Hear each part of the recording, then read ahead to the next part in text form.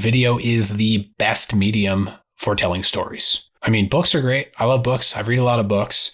When someone's online trying to buy something, they're not going to read your book. They're probably not even going to read your webpage. And even if they do, it's really hard to communicate that visceral, emotional story that exists ideally in your customer testimonials or even explainer videos. There's a time and a place for all those things, but video is unparalleled in its ability to tell stories.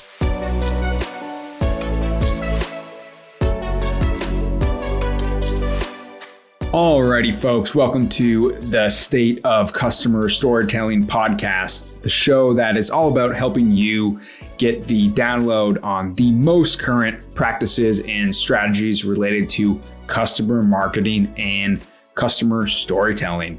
The State of Customer Storytelling is brought to you by Testimonial Hero. Testimonial Hero helps over 300 B2B software companies easily create stunning video testimonials that close deals faster. You can view examples and find out more at testimonialhero.com. Today on the show, we have Alex Dunn, Director of Demand Generation at Levelset. Alex, welcome to the show. Hey, thanks for having me, Sam. Always a pleasure to chat with you. Absolutely. And the first question I wanted to ask you is, what's your favorite way to leverage customer stories in your marketing plan? Where do you personally find the most value when it comes to customer storytelling? Am I allowed to say at all points of the journey? I mean, I think that there's an element of having your customer's voice everywhere from before anyone knows about your brand all the way to the day that they are, signing the contract. Depending on what awareness they have of your brand or what awareness they have of the pain that your brand solves, I think that hearing from customers, either at a soft sell way or a no sell way, all the way to, hey, you got to check this out, is going to be, that's the best place to use it everywhere. I love it. And just to give folks a little more context on your background, tell us a little bit about your current role and, what you're focused on at Levelset. And I also know, congratulations, there was just a big acquisition by Procore as well. Yeah, definitely. That was an exciting time to be alive. Last October, Levelset, which is a SaaS service for construction payment professionals. So people in construction who manage the complexity of payment. It's kind of esoteric and niche, but it's very, very interesting as you peel back the onion. We were acquired by Procore, who's kind of the 800-pound gorilla in the construction tech space. It was the second largest acquisition in construction tech. So we're really excited and it was really fun. I've been at Levelset for over 4 years, doing a variety of different marketing roles. And most recently, the last 2.5 years or so, my role has been very focused on the very top of the funnel, driving eyeballs and as many eyeballs as possible to our website by producing content at an alarming rate. And I want to focus in on that, driving eyeballs, because we were talking in the pre-show a little bit about user-generated content and, how at Levelset, you all have actually, created or really prioritized a way to, get content created, featuring your customers. And it's not a endorsement necessarily. It's not a testimonial, but at the same time, it is, user-generated content. It is customer content. And I want to dig into that, from a couple different angles, but just to first and foremost, what was the idea behind that? Why did you all want to, spearhead that initiative?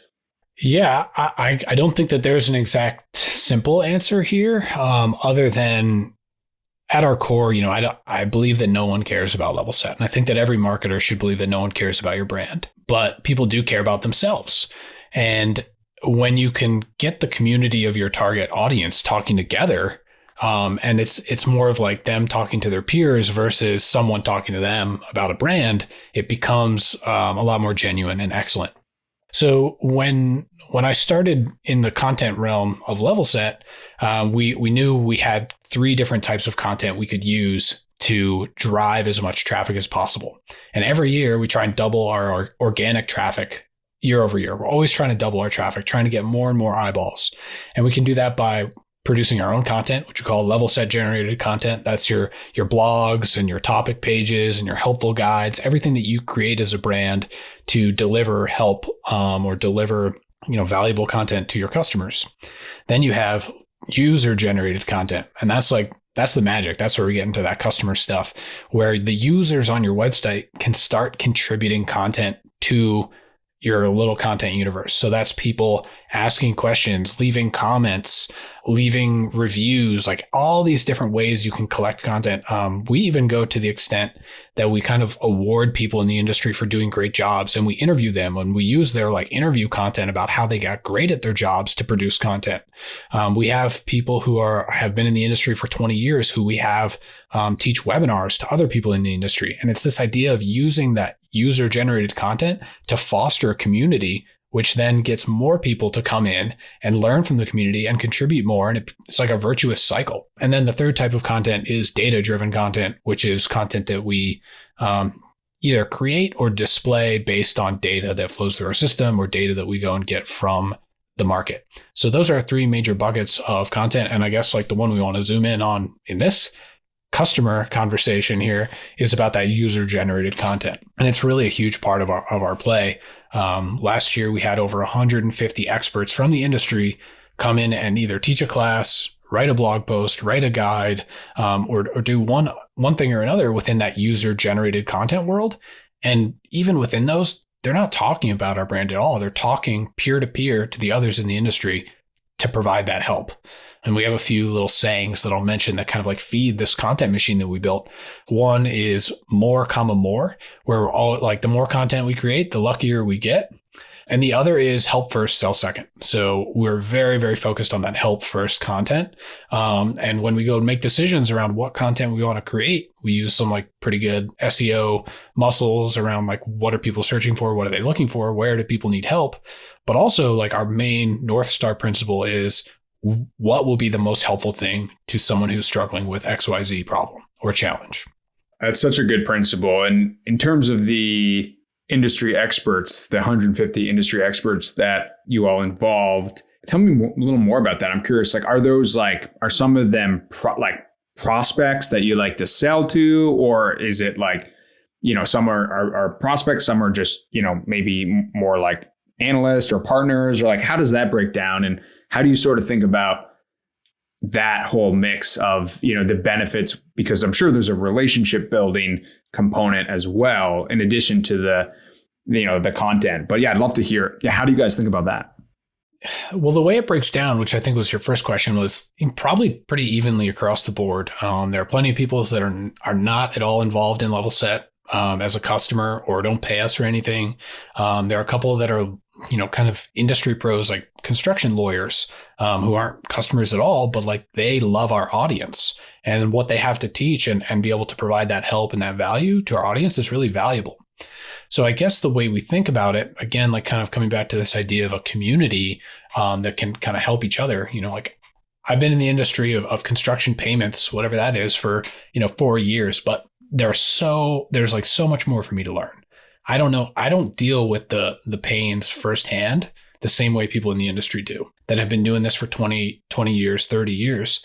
And what they have to say is way more valuable. And they're proud of that. If you've been in an industry for more than 10 years, you are proud of what you've learned and what you're able to teach other people. And there's a huge feeling of giving back, I think, that's present in construction. It's a very relationship heavy business. And we position everything we do around user-generated content as giving back. We're trying to give them a platform to act as thought leaders. We're trying to give them an opportunity to network with peers. And we're trying to just give all this information that can be created in this shared knowledge or unshared knowledge and make it shared through our various content programs. That's such a great point, and I want to underscore it. It's that two-way exchange of value, right? And I think what I'm taking away from this is as marketers, whether it's a customer, an industry expert, first of all, to your point, help first, sell second. And it's how can we make this a two-way exchange of value? Whether it's, UGC content, customer content, it's all about helping that person achieve what they want to achieve as well. Yeah, there's a great book called Give and Take by Adam Grant. And there's some principles in there that are kind of like no brainer. But there's also just this kind of mental framework that you develop after spending enough time with the book that I push on everyone on my team. When, if you have ever gone to go get a testimonial, which if you're listening to this podcast, you probably have tried to go and get a customer testimonial and you have to ask for something. You're making an ask. You're a taker. And in almost every one of those situations, if you kind of take a step back and think like, how can I frame this as me giving them an opportunity to do something? And there's almost always an opportunity to do that where you're not asking for, hey, can I have a day of your time for filming or 30 minutes of your time for a Zoom interview, where you can say like, hey, I want to give you the chance to talk to your peers about how you got so damn good at your job.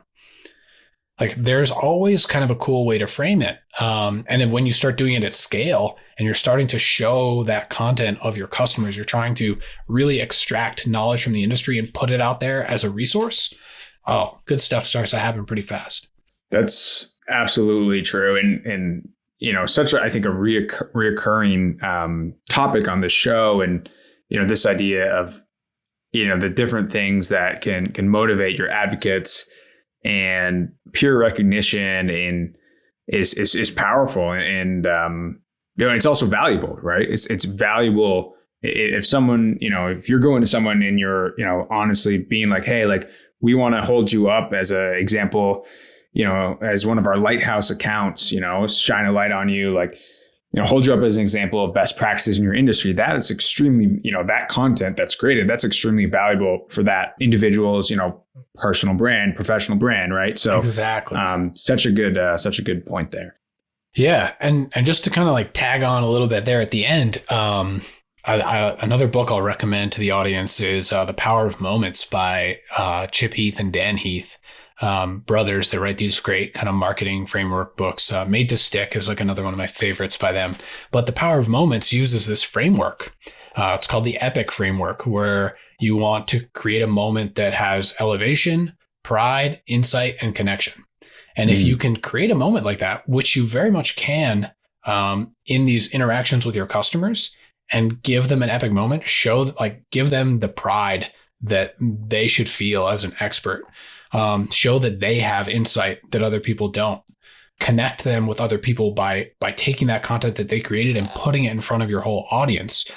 Which one am I missing? Elevation. So yeah, can you make it an elevated moment? Can you bring them a swag bag? Can you take them out to lunch or cater lunch for them? Like, what is the thing that kind of elevates the moment and ties it all together? It's a great book, and it's a great framework to use when you go to take your customer and make them the hero of the story that you want to tell as a brand. We actually call people who, come to our website and leave a review. When they leave a good one, we're like, that's a payment hero. We call them payment heroes. And we have a definition for what a payment hero is at Levelset. And it's these people that are the most informed, the most knowledgeable, the least stressed. Like they're bringing in the bacon for their business in an industry where payments are very hard to chase. I love that. And we'll put that book in the show notes for everyone. And that's definitely one that I'm going to be checking out. And just a great, super simple but powerful 4-letter framework, EPIC. You mentioned reviews, and I wanted to transition to that in terms of, I know, you were mentioning you have a really unique kind of cultural process where you're actually as part of your review initiatives, you're also leveraging reviews, sharing every single review internally, and tell me a little bit about how you do that, and why you do that. It's a good question. As a business, we've always been very service focused, and we have a channel in Slack called the Wow channel, and we love to create wow moments. And this kind of bubbled up after we landed a huge customer. This was before my time. We landed a gigantic enterprise customer, and we totally dropped the ball. We failed and we lost the customer, and we got like, I don't even know, like religious about creating wow moments for our customers and wowing them. And we started using Trustpilot, which is, one of the handful of review sites out there. If you don't use one, I'd recommend that you do. It's a great way to not only show off your brand to people who are interested in it, but also to create that positive validation of your support teams or your customer success teams that are busting their ass every single day to try and like deliver a great experience to your customer and get that upsell, get that retention, prevent the churn, all that stuff. So we started using Trustpilot. Not a huge fan of them as a company. I've had some off-color experiences with them. And just to clarify, you guys use Trustpilot. Is that because you sell to more like an SMB audience, and that's just aligns? I think we used it because it was like the big one at the time, and we just started using it. And then like once you start using it, you kind of like can't transfer out, which is one of the things I was like, that's kind of annoying. But anyway, just the other week we had our 3,000th review, 5-star review from a customer. When I started, we had like 400. 4 years ago. So we've gotten several thousand over the last few years. And like I said, when someone leaves a 5-star review, or any review for that matter, I like to think they're all 5-star reviews because it feels like that. There's so many of them. It gets piped into our WoW channel on Slack. And then whoever earned the review gets to put a photograph of Taylor Swift on the Taylor wall.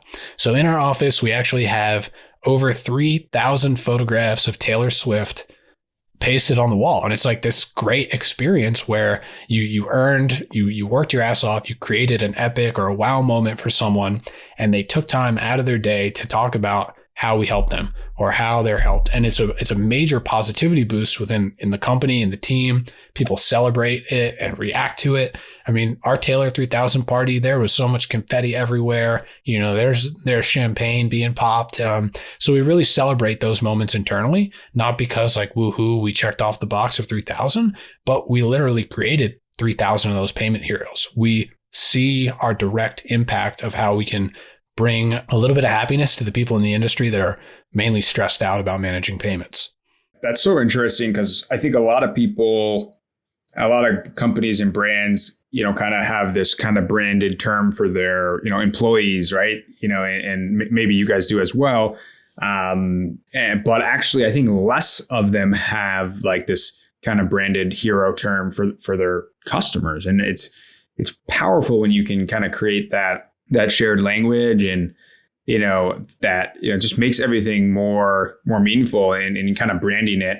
And then secondly, like I love the Slack channel integration because you're right. Like a lot of people working on the product are fairly far away, well, in some cases, very far away from the customer, right? If we're talking about, engineering and stuff. And then other people, dealing with the customer might only deal with them when it's like putting out fires, right? Like support or, success sometimes. So like, it's so powerful just to remind everyone, like we are making a difference here, and like automating it is the key. And I hope that people listen to this and think of how can I do something super simple, just pipe it into Slack every time XYZ happens. Yeah. It's really cool. And like you said, people in engineering, people in different offices, people that aren't on the front lines working with the customers, seeing this on a daily basis, like on an hourly basis sometimes, it's just like you can feel the momentum and the desire to like want to go get another 5-star review by making your code that much better, by making your marketing program that much cuter, or your social posts that much like snappier. There's so many little things, that momentum of 5-star reviews and customers coming in, like I said, taking time out of their busy day because you actually help them. And it's so much more creative, of a solution than just saying, hey, like, we'll give you like, if you get a review, we'll give you like, a gift card or something, right? I have no idea where the Taylor Swift, Genesis story came from, but I like that it's like a creative and different thing, that it's like something unique to, to you guys and your culture. And it just makes it's just becomes such a cool, kind of culture reinforcing activity.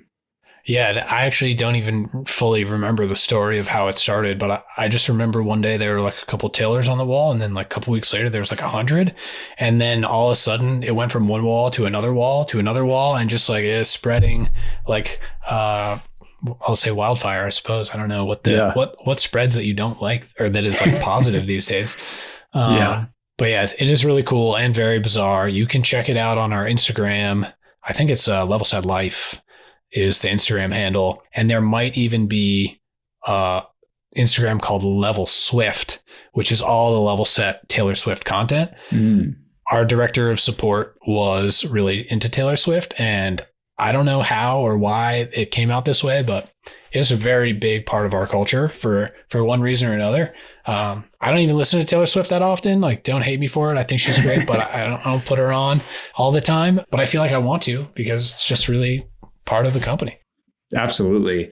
Switching gears to talk a little bit about, we talked about reviews. I want to talk a little bit about video because I know, you guys have done quite a lot of video, both with us as well as, internally as well, and kind of built up that, that competency as well. How do you think about just like video as a medium when it comes to, customer stories, and what do you particularly, I guess, appreciate about video? It's a good question. I mean, I don't know how obvious this is to everyone, but I feel like it's super obvious is that like video is the best medium for telling stories. I mean, books are great. I love books. I read a lot of books. But when someone's online trying to buy something, they're not going to read your book. They're probably not even going to read your webpage. And even if they do, it's really hard to communicate that visceral, emotional story that exists ideally in your customer testimonials or even explainer videos. You can show without telling. You can tell with feeling and emotion. You can lay down video or like audio that elevates all of it. You can play with the pacing and there's just all these things you can do that's very hard to do with text or with infographics or anything like that, ebooks, you name it. There's a time and a place for all those things. I love all types of content equally, but video is unparalleled in its ability to tell stories. And I know you always like to say this, Sam, whoever tells the best story wins. And like, how are you going to compete when you don't have an awesome story? Yeah, no, I mean, I completely agree. And the other thing the other thing that's great about video is like video is sort of the master medium where like you can always take your video and you can pull the transcript, use that to write your case studies. You can pull quotes from that for your slides and your sales decks. But like, it doesn't work in the reverse. Like you can't take like a written case study and all of a sudden turn it into, a video, at least with like the emotion of a real person, on camera. Right. So like, I personally like, as marketers right now, like, we're all focused on, creating more great content and doing more with the content that we have. Like this whole idea of like atomizing content, like breaking it up, micro content, making it more snackable. And I think, video just lends itself to that because you have all these different layers, and then, you can split off like audiograms, you can split off text, but it doesn't work the other way around in most cases. That's for sure. And I'll also say one thing I thought about while you were kind of talking through that was, if anyone who's listening to this has ever done any type of like video testimonial or conversation with a customer, it's those unscripted moments that you couldn't write if you tried, where your heart like beats a little faster. You kind of get like cold chills because they said the line of your marketing that you've never written and you didn't know existed because they have such a personal experience that you as like the marketer or salesperson, like we do everything we can to connect with our customer, but we're not our customer. And the way that they feel, if you ask the right question and they just like say that one thing that you never even thought of, but is so damn true, you're like, oh my God, this was worth it. Every penny, like video is not easy to make. Like it's almost always better to hire someone to go do it for you. And I've seen a lot of companies, I've failed a lot of this myself trying to, do it myself. It's hard to get the right questions to elicit the right responses. And when they come with the right questions and someone's speaking from the heart and they're loosened up and letting it roll, man, they say stuff that you're like, okay, I need to go to my homepage and change the first, I need to like go drop that quote in and change my value prop because they they know it better than I did. Yeah, when it comes to like the positioning and the customer research aspects, it's so powerful, right? And kind of going back to like the video versus text, I think a lot of marketers, when they just go to get like a text quote, they might even write it for sometimes that's kind of the old fashioned way. It used to be very common. It's like I'm guilty of it. I'll write a quote and like get it approved, but it's exactly what you think you want. But by going that route, and sometimes customers will even ask about, sure, like show me something and I'll approve it, like whatever, like I don't have time. But like by taking that shortcut, we miss out on the kind of serendipity that actually occurs from having those more thoughtful conversations, like you said. Yeah, and they usually like peel back the onion a little bit on why. Sometimes you don't even ask the right question, and they like go down the path and talk about their reason for making this decision to buy your software or use your service, and you're like, oh, I literally never even thought about that use case. So it's really interesting. I mean, you get a lot from the experience of creating customer content, and then like the experience of actually being part of the creation versus like just the outcome, which is why you're doing it in the first place, is to get it in front of more people. So it's kind of like a nice little bonus. Mm-hmm. And what about any tips for any marketing leaders who, they like what they're hearing and they want to kind of get caught up or really, dive in with their customer storytelling strategy? What perspective or, advice would you give for someone who's kind of, in the earlier days or, just getting started? Where should they get started? That's a good question. Every business is so different. I'm having a hard time thinking of like, should anyone do? A few times, I've tried to do, biting off more than you can chew is never a good idea. Like if you can get, if you were to start today, I'd say work with someone who knows how to make great testimonials and get one made. Find a customer that is most similar to, like if you're about to do a customer story, like you probably have some product marketing fundamentals, who your persona is, like figure out who that core persona is, find the customer that is that core persona as much as possible, and go and create one story. Go and interview them for 30 minutes with a good production team and get some help writing some great questions. And take it from there. Like it's always a learning experience when you go and listen to that. And, sometimes you get a dud customer. I've interviewed some people and been like, ooh, that was a little weird. Like they were not ready for that. Find people that want to be on camera, find people that love your product and want to help other people like them with the challenge that your product solves. So finding the right person and just starting, just paralysis by analysis, trying to do a 5 video storytelling. Like, sure, like if you want a discount to get a 5 video package or anything like that, like go for it, but don't do them all at once because you're going to learn so much from that first experience. That's like pretty invaluable. And then each one will be like 20% better than the one behind it. I love the tip, especially around just like focusing on, your most important persona.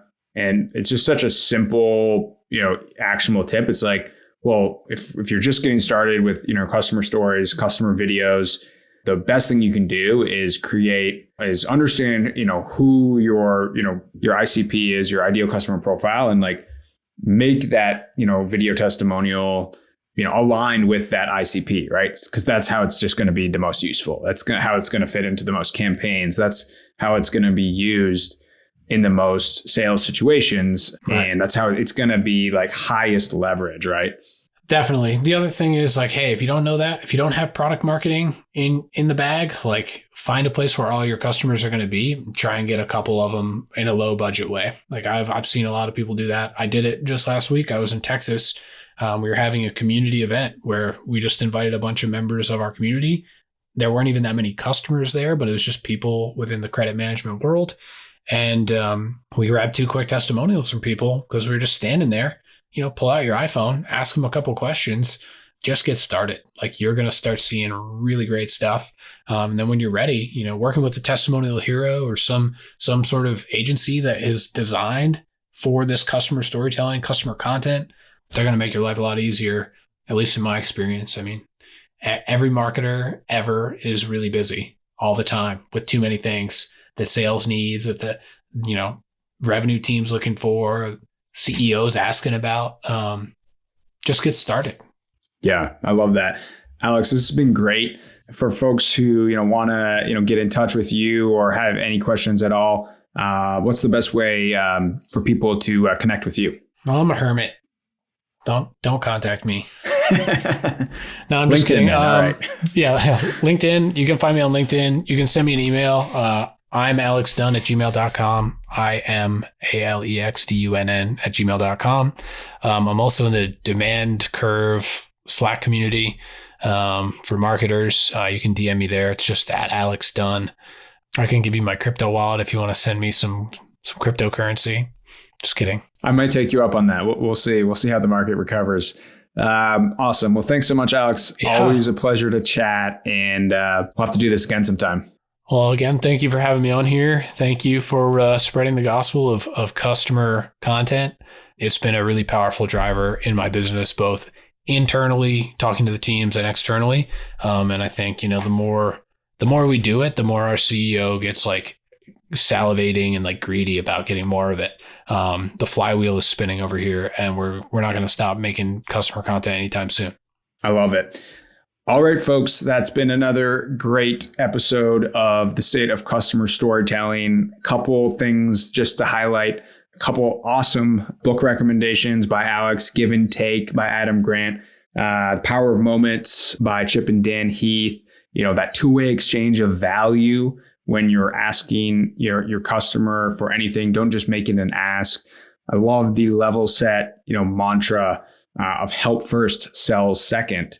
And that this idea of not just customer content, but actually, user-generated content and, or just like industry content, getting, 150 plus industry experts involved. A couple other things that we, really hit on, the power of video and how, the power of atomizing video. Also, customer reviews and culture and making and morale and kind of making, using customer reviews and celebrating customer reviews and actually using customer reviews to kind of boost morale and create, wow moments internally. This has been, again, the State of Customer Storytelling, brought to you by Testimonial Hero. And we look forward to seeing you in the next episode.